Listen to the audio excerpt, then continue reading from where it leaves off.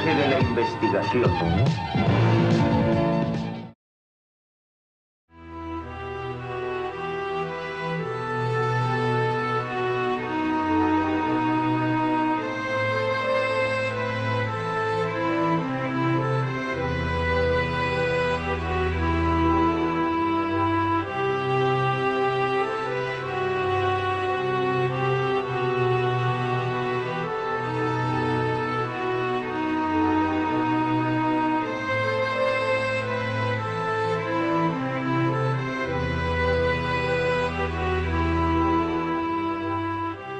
El advenimiento de nuevos medios informativos, los electrónicos y recursos modernos para la difusión de las noticias ha traído también un lector nuevo. Un lector que plantea nuevas exigencias y que desea algo más que simple información, que espera mucho más que la opinión personalizada de los periodistas. Un lector que no quiere quedarse en los tradicionales qué, quién, cuándo, dónde y cómo de los hechos, sino que pretende ahondar en la prensa, en la radio o en la televisión, en los por qué y para qué de los acontecimientos. De esta forma, el periodismo ha depurado un género informativo que cubre estas necesidades e incluye los métodos y técnicas de la investigación y el trabajo de campo. Se trata del reportaje, género periodístico del siglo XX. ¿Pero qué es el reportaje? Escuchamos el punto de vista de dos periodistas profesionales, quienes son además maestros de la materia en la Facultad de Ciencias de la Comunicación de la Universidad Autónoma de Nuevo León. El reportaje es una investigación. El reportero que hace un reportaje es casi, se puede decir, un filósofo, porque penetra hasta las últimas causas de los hechos, y eso no es tan fácil. Porque el reportaje se manifiesta como el género periodístico mucho más completo, mucho más complejo, porque reúne en sí a los demás géneros periodísticos, como son la noticia, como son la entrevista, y además, como les digo, lo importante es esto: la investigación, pero de veras una investigación seria, que vaya, como se los dije, hacia las últimas causas de los sucesos. El reportaje es el género de géneros, así de simple. Es lo que los expertos llaman el arte mayor del periodismo. La palabra viene del francés reportage, que significa llevar y traer algo. En periodismo, por lo tanto, la palabra reportaje quiere decir llevar y traer información. Eso en su acepción ordinaria, más simple. Sin embargo, tenemos otra aceptación del término reportaje y equivale a investigación. El reportaje es investigación. De hecho, su estructura comienza a tomar forma después de la Primera Guerra Mundial, en 1918, y se consolida como tal después de la Segunda Guerra Mundial en 1945 y más todavía en 1950. Así pues, derivando de los acontecimientos que el reportero presencia, de los que es testigo o se da cuenta a través de una exploración, el reportaje se divide en reportaje estándar y reportaje de fondo o de profundidad. De acuerdo con Silvino Jaramillo y José Luis Esquivel, el reportaje es el género periodístico más completo, que encuentra su génesis, su actualidad y su interés en la noticia. Pero el reportaje de investigación, en particular, surgido en los albores del nuevo periodismo o periodismo interpretativo en los primeros años del siglo XX, puede considerarse como una respuesta franca de la prensa a la competencia que le plantearon los medios audiovisuales capaces de dar una información oportuna y rápida. El reportaje de investigación nació, de hecho, para llegar al fondo de los datos, para explorar las últimas causas de los hechos noticiosos, para narrar todos los pormenores de los sucesos de interés público y, sobre todo, para dar con la noticia encubierta, es decir, con aquellos acontecimientos que una entidad o persona tratan de mantener en secreto. En pocas palabras, puede significar la búsqueda de hechos casi siempre censurables para ponerlos a la consideración de la opinión pública. Entonces, el reportaje, al estarle señalando un problema social, al estarle señalando las causas de ese problema social investigadas precisamente por el reportero, al estarle marcando también, además, no solamente las causas, sino estarle marcando además las consecuencias que pueden tener esos hechos, y estarle señalando ciertas no solamente consecuencias, sino que dijéramos soluciones para esos problemas. Estamos moviendo la conciencia del lector hacia un objetivo, y creo que cuando nuestro reportaje cumpla exactamente con ese objetivo, habrá cumplido como reportaje. Desde luego, la planeación de ese trabajo de investigación que se va a hacer. La planeación implica tener en cuenta los sitios que se van a visitar, los documentos que se van a consultar, las personas que se van a entrevistar, el tiempo que va a durar más o menos esa investigación. Entonces, eso es lo que es la planeación, que es, yo diría, el primer paso para un reportaje. Después sigue ya lo que es el trabajo propiamente, la recolección de los datos de ese reportaje. Esa recolección que se hace entrevistando personas, esa recolección que se hace consultando documentos, esa recolección que se hace visitando los lugares que deban de visitarse.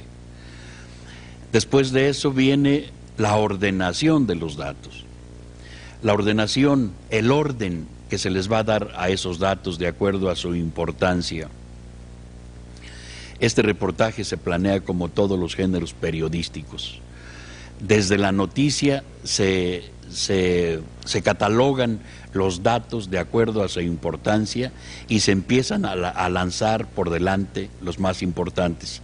Así también en el reportaje hacemos una clasificación lógica de los datos obtenidos de acuerdo a su importancia para ver cuáles lanzamos primero, cuáles escribimos primero.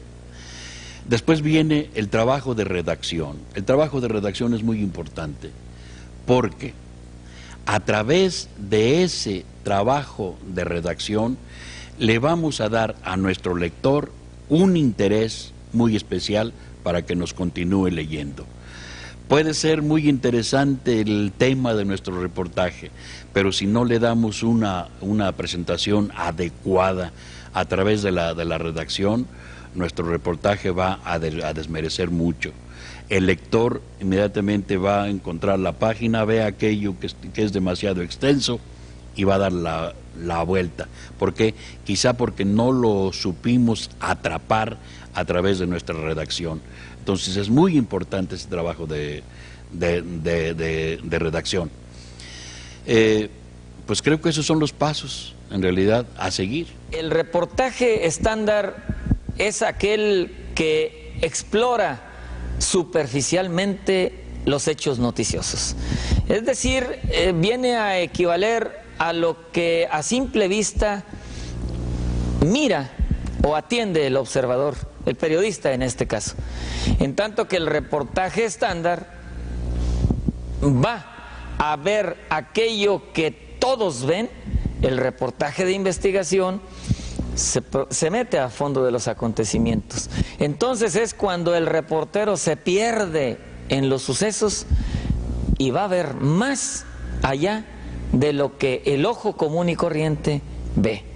Por eso es considerado el arte mayor del periodismo. Es la columna vertebral de todo medio de comunicación. Es por lo que viven y sufren todos los periodistas, por el reportaje, por encontrar la primicia, por dar con esa exclusiva que deleita a quien la encuentra y recrea al que se entera de ella por medio de la prensa, por medio de la radio o por medio de la televisión. Los triunfos del reportaje de investigación son legendarios. Antes que nada debemos de considerar las tres fases del periodismo propiamente dicho. Nace como un periodismo partidista, es el periodismo ideológico, es el periodismo subjetivo. Es el periodismo en el que vuelcan todas sus puntos de vista, todas sus emociones, inclusive aquellos que tienen acceso a la prensa. Después aparece el periodismo objetivo, es decir, el periodismo que deja en la puerta de las salas de redacción los puntos de vista personales, las ponderaciones de los hechos. Pero a medida que pasa el tiempo, los periodistas están viendo que la objetividad los pone a ellos en mano de sus interlocutores. Es decir, la fuente informativa, por esa objetividad estricta, es la que dice qué es y qué no es noticia. Y entonces aparece el reportaje de investigación. Es decir, el reportaje que hace que el periodista vaya tras las noticias, las busque, explore, las encuentre, porque las noticias son como las gemas preciosas que están esparcidas en la ciudad, en el mundo, pero hay que escarbar para encontrarlas. Y entonces el término reportaje de investigación cobra vigencia.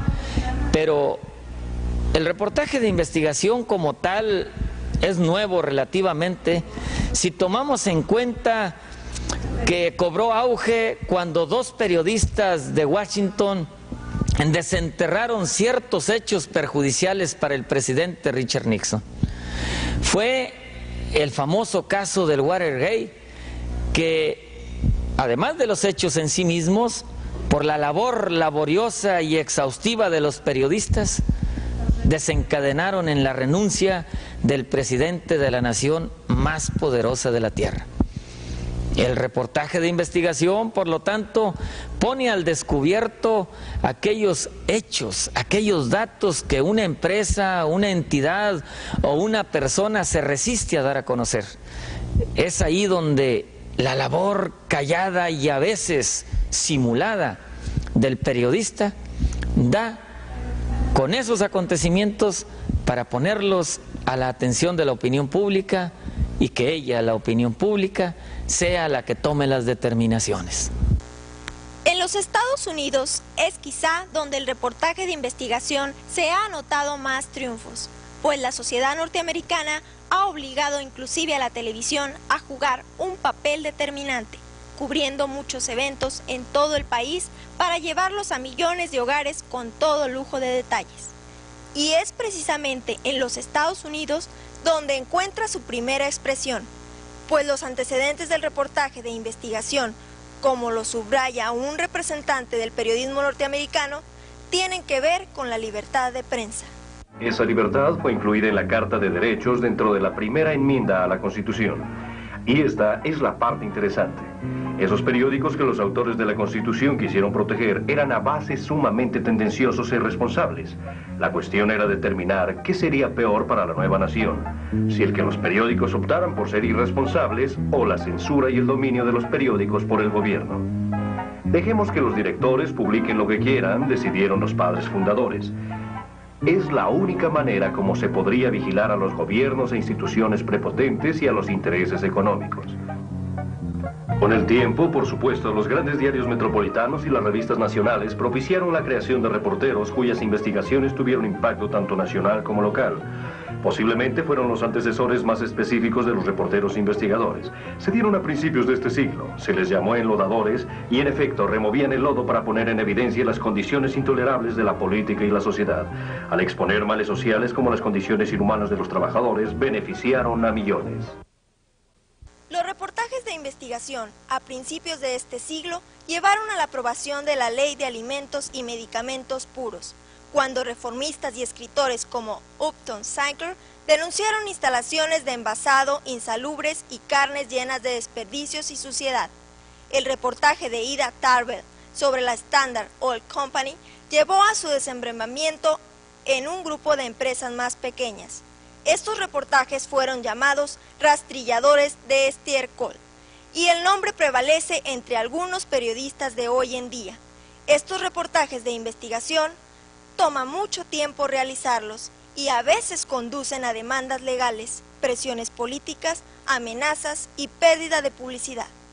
Precisamente por eso, el periodismo norteamericano, que tiene establecido un premio especial, el Pulitzer, para la mejor investigación reporteril de cada año, cuida mucho este género periodístico, asociándolo invariablemente al papel central de la prensa, a la ética y a la ley. Bob Greene, uno de los más serios especialistas en la materia, destaca el papel informativo en una sociedad democrática. Porque dentro de una sociedad democrática es claro que el único papel de la prensa es informar al público, pero corresponde al pueblo actuar o no actuar como finalmente decida sobre la información que la prensa le proporciona. Yo no creo que llegue a haber algún día un código general aplicable a los medios de comunicación y no estoy muy seguro de que deba haberlo. En primer lugar, todos tenemos ideas diferentes de cómo se debe enfocar la noticia. Por ejemplo, una de las cuestiones clave es si el investigador reportero puede hacerse pasar por otra persona para ganar la noticia. Yo digo, por ejemplo, que si en una clínica para dementes se está matando a golpes a los enfermos y los funcionarios de la mencionada clínica dicen que todo es hermoso ahí dentro y no hay manera de entrar para aclarar lo que sucede, es perfectamente razonable hacer que un reportero con un nombre supuesto consiga un trabajo cualquiera en la clínica para descubrir lo que está sucediendo. Pero hay periodistas, tales como Ben Bradley del Washington Post, que creen que eso no es ético. Sin embargo, uno de los mejores trabajos en este campo en los Estados Unidos se basó cabalmente en la técnica del reportaje encubierto. Fue en 1977 cuando el Chicago Sun-Times sacó a la luz una serie de sobornos que estaban llenando muchos bolsillos. Una mujer periodista tuvo que abrir un bar para obtener información contundente que necesitaba de las autoridades. El reportaje del milagro fue resultado de años y años de muchas quejas que me llegaban a mí y a otras más que trabajaban en el proyecto sobre la corrupción de funcionarios del gobierno, en este caso los inspectores, que iban a los negocios rutinariamente a hacer inspecciones, desde cuestiones de salubridad, inspección de edificios, inspección de calderas, de toda clase de inspecciones. Y los empresarios se quejaban con mucha frecuencia de que tenían que pagar un cohecho a estos inspectores para no cerrar sus empresas, que eran extorsionados por los policías, por toda clase de funcionarios del gobierno. Ninguno de ellos se atrevía a denunciarlos formalmente, ni a hablar de ello, para que pudieran revelarlo los periódicos. Fue la queja general durante años de que había este tipo de corrupción en todas partes, en Chicago, que no todo el que abría un negocio tenía que experimentarla, que se presupuestaban millares de dólares cada año para pagar sobornos. No había manera. Decidimos, después de numerosas entrevistas, investigar a fondo y documentarse poniendo un negocio nosotros mismos. Porque preguntando jamás habríamos obtenido la cooperación de los hombres de negocios. Porque si cooperaban con nosotros y se revelaba su identidad, corrían el peligro de perder sus comercios. O sufrir la venganza y la hostilidad desenfrenada de los mismos inspectores. Esa fue la razón de que decidiéramos llegar al extremo de abrir una cantina. Y lo hicimos procediendo como cualquier otro negociante lo habría hecho en la ciudad de Chicago. Y así experimentamos lo que ellos experimentaban y escribimos el reportaje. La técnica del reportaje encubierto es necesaria en ciertas investigaciones. Es la única manera de lograr la noticia, dependiendo de cuál puede ser el tema y lo que uno tenga ya como investigación previa. Creo que hay reglas generales a las que yo me ajusto. La primera es estar segura de haber hecho todo lo posible antes de recurrir a esa técnica para ganar la noticia. Verificaciones, entrevistas, todo lo que haya en ese caso. La segunda es estar segura de que si se usa esa clase de técnica no se infringirá la ley. y nunca la infringimos. Tenemos mucho cuidado al respecto. Y la tercera es estar muy segura de que hay una necesidad pública importante de hacer esa investigación, llegar a ese extremo para tener la noticia. Y creo que lo que se debe ver antes de hacer algo es cuál puede ser el fin, qué clase de reforma se puede conseguir, qué clase de servicio público se va a hacer. ¿Cuál es la responsabilidad que, como periodista, tiene uno cuando recibe las quejas sobre algo muy censurable, que haya algo muy mal hecho? Yo creo que en cierto momento existe la responsabilidad de no ignorar estas quejas muy serias y hacer algo o tratar de ponerle remedio, sobre todo si la investigación preliminar señala que las dependencias oficiales y las dependencias reguladoras no han cumplido con su deber o no han podido cumplir su deber. Y se llega al punto de ver que es parte de la responsabilidad del periódico ver cómo son las cosas. Ahora ya no es discutible este método de investigación, si se hace con toda formalidad y con estricto apego a las normas, lo cual no significa que se coarte la libertad profesional ni que se implante un código de ética, porque como afirma Bob Greene, y mientras tantas personas en el periodismo no definan lo que es ético, no creo que lleguemos a estar de acuerdo sobre un código en la ética. Por otro lado, si hubiera ese código, solo tendría sentido si fuera aplicable. Si pudiera decirse al periodista, ya no podrás seguir en el periódico si violas esta regla. Y en el momento en que tuviéramos un código con fuerza de coerción, habrá que nombrar a ciertas personas para vigilar su aplicación. Y si no fuera la persona indicada, el gobierno de hecho se apoderaría de la prensa. por otra parte, esta técnica es menos discutida porque ahora se espera más de los reporteros por su formación profesional. Habla Bob Greene. Los reporteros investigadores invariablemente informan de lo que está mal. También hay muchas cosas buenas, hay muchas buenas personas en el gobierno, hay muy buenas compañías, muy buenos sindicatos. A menos que se informe de esto con cierto equilibrio, al final crearemos personas a tal grado cínicas que el gobierno desaparecerá. O habrá gente que ni siquiera desee ya leer lo que uno diga porque diría, ya estoy cansado de oír cosas malas. El reportaje de investigación debe ser equilibrado y debe ser responsable. La existencia de organizaciones profesionales como la IRE que no quitan el dedo de la responsabilidad y que enseñan a los reporteros a cómo hacer esto mejor. El hecho de que la mayoría de nuestros reporteros son universitarios y muchos de ellos han hecho la maestría y algunos se doctoraron, todo ello contribuye a que sean reporteros más enterados, reporteros más responsables. Y si esa tendencia continúa en esta dirección, creo que el futuro del reportaje investigador es muy brillante. El periodismo investigativo en televisión, siguiendo el criterio de Bob Greene, ha difundido muchas historias positivas y no solo las lacras de la sociedad. Por eso continúa cautivando a las audiencias en todo el mundo desde fines del siglo XX. Ahora Internet, con varios sitios.com y páginas web, ha incidido también en este tipo de información especializada. Sin embargo, Bob Woodward y Carl Bernstein dieron a la prensa en este terreno el más grande timbre de orgullo con el famoso reportaje del Watergate en el Washington Post entre 1972 y 1974. También han destacado en el mundo el alemán Günter Wallraff, así como Ryszard Kapuscinski de Polonia y el estadounidense John Lee Anderson, quienes han perpetuado su trabajo en libros memorables, igual que los colombianos Gerardo Reyes, Germán Castro Caicedo y Daniel Samper. Los argentinos Andrés Oppenheimer y Daniel Santori no se han quedado atrás.